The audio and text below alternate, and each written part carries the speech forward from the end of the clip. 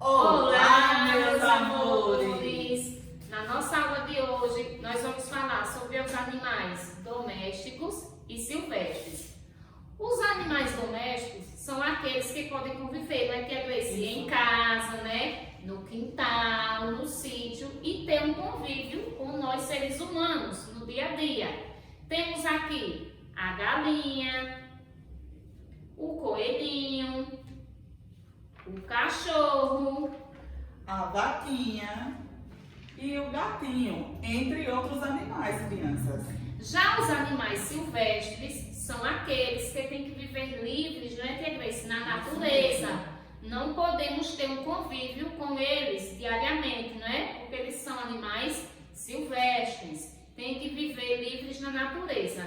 Temos aqui, Tia Grace, O elefante, a girafa, o leão, entre outros. isso mesmo.